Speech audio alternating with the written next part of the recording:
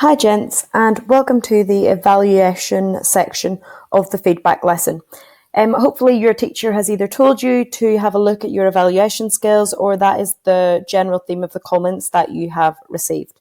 So during this lesson, you will have opportunities to write things down. You will need to pause the video at certain times to complete certain tasks. So the evaluation skill is really what is being tested in these 12-mark questions. And in order for you to get into that top band and get a level 9, you need to be able to evaluate convincingly. And that can look like a variety of different things. And that's what we're going to look at today in this lesson. So what do you need for this lesson? So you can either do this work in your book or on a Google document. I don't mind, but there will be certain tasks for you to do as we go through this. So you need to have something that you can write on and submit a picture of. You will also need to pause the video at certain times. So this video will only be 8 or 9 minutes long, but you will need to pause the video at certain times to complete tasks and then resume them. Okay? Also, if you could have access to your original essay, that would be really useful, as you will be redrafting some sections of this. So where does evaluation feature in your essay? So there are two main ways that you can show evaluation. The first one is the one that you have always shown evaluation throughout school, and this is in your conclusion. So this is, if you like, the big finale of your essay. This is where the person reading it sees your evaluation. This is where it's there most obviously, and this can transform your essay from a 7 to a 10 out of 12 if you have a great conclusion. The second way you may not have thought about before. If you've been in my class this year, we have done some work on this, but the second way you can get evaluation into your essay is through putting counter arguments into paragraphs. This is a really high level skill that we do with A-level students, but if you can understand how to do this, your essay will stand out above everyone else's in the country. Not many GCSE students are doing this in paragraphs. Firstly, we're going to start with your conclusion, and this is where you should all be able to get extra marks. So what I want you to do in this task 1 is to look at both the conclusions below. These conclusions are both not very good. I want you to first of all write down why they are weak, and secondly how you would improve them. I'm going to read through them and then tell you to pause it to write down your answers. So conclusion 1. In conclusion, Easter could be argued to be more important than Christmas due to two main reasons.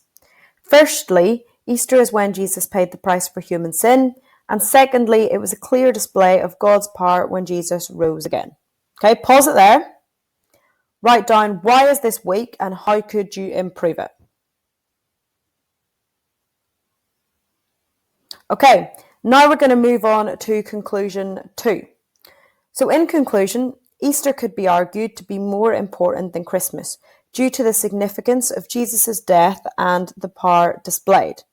Christmas could also be viewed as important as it is when Jesus entered the world. Overall, however, Easter is more important. Pause it there. Write down why it is weak and how you could improve it. We're going to go through these together now and talk about why they're not very good. And these are conclusions that I see all the time when I'm marking your work. So firstly, let's look at conclusion 1. So in conclusion 1, the student doesn't actually evaluate. All the student does is give their overall argument and the two reasons that they've already used in their essay. Okay? All they've done is repeat things from earlier on. They don't compare it to Christmas.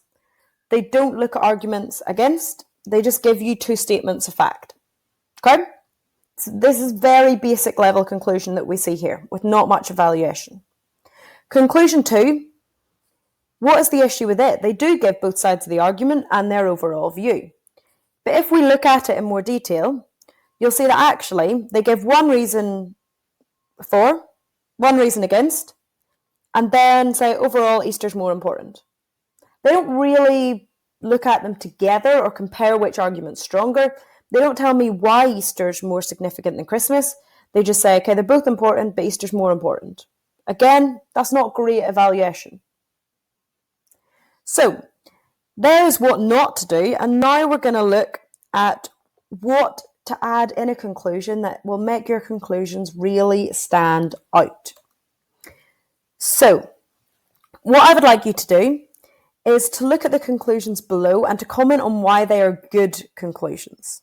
So we will do the same as the last slide. I will read them out and then let you pause them. So conclusion 1. In conclusion, Easter could be argued to be more important than Christmas due to the significance of Jesus' death for humanity and the power displayed by God. While it could be stated that Christmas was a turning point in Christianity, it must be recognised that Easter was the key event in reconciling humans to God. Okay, pause that. Why is that stronger? It has similarities to one of the conclusions we saw before. It links both festivals and talks about which is stronger, but why is it better than the last conclusion that did that? Okay, now conclusion 2. In conclusion, the significance of both Easter and Christmas has been discussed in this essay.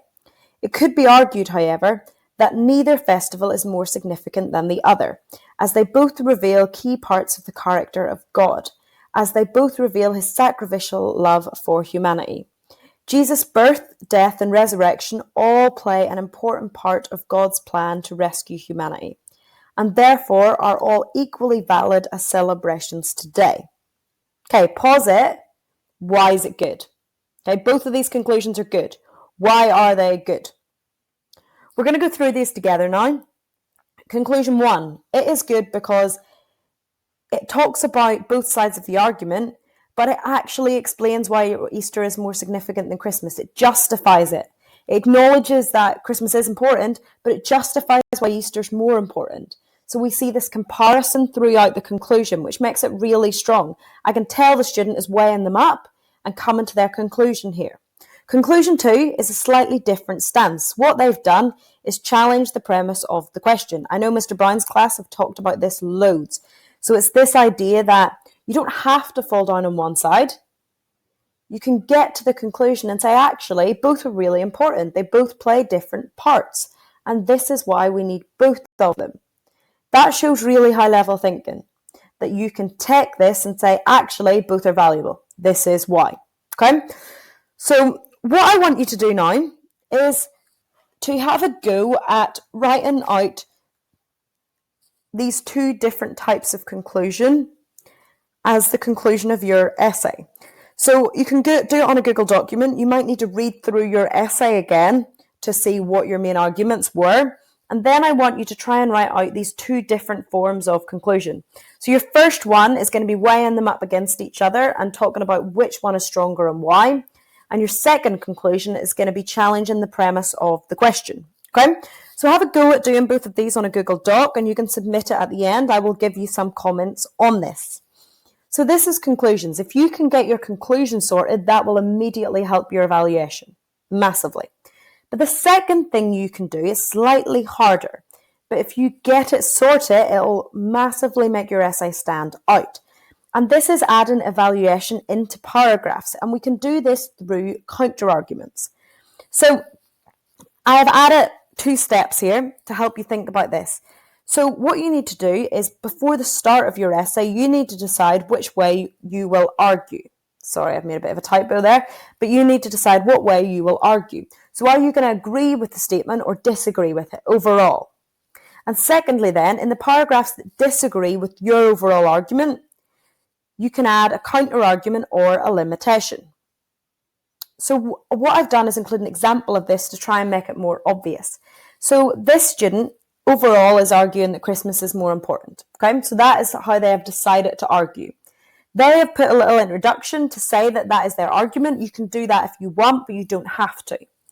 So we know that their argument is for Christmas. But obviously they still have 2 paragraphs that say Easter is more important. So I'm going to read out one of their disagree paragraphs. So they say, on the other hand, other Christians would say that Easter is more important, as it is the basis of the entire Christian faith that Jesus dies for Christians. This is shown in the quote, "My God, why have you forsaken me?" Matthew 27, verse 46. This quote shows that God has chosen Jesus to do this unbearable task of taking the sins of humanity. Okay, that's their normal paragraph. But then they go into a counter-argument. However, without the teaching of Jesus, we would not know that this is what the crucifixion means.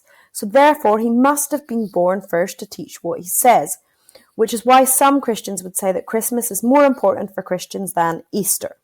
So what you see there is that this student has done their paragraph as normal, but rather than a link back to the question, they've put in a counter-argument to say, actually, there's a limitation to this. Okay, it's really high-level stuff. I would love some of you to have a go at this. How I want you to do that is to go back to your essay and to find the 2 paragraphs that disagree with your overall conclusion. That should be easy because you've already done your conclusion. So which 2 paragraphs disagree with your overall argument? And I want you to rewrite those on your Google document and add a counter-argument at the end. Okay, make sure you explain your counter-argument in detail. Again, I will have a look through these and give you some comments. If you think this is really hard, have a go at it and I'll give you some feedback on it. All right, it's just an idea of how we can add more evaluation. Your key focus should be your conclusion, but this is a little bonus thing that if you can get, it's going to make you really stand out. All right. Well done, Year 10. You're doing really well. And as I say, this is high-level stuff that we are doing. So well done. I look forward to reading your attempts to do this.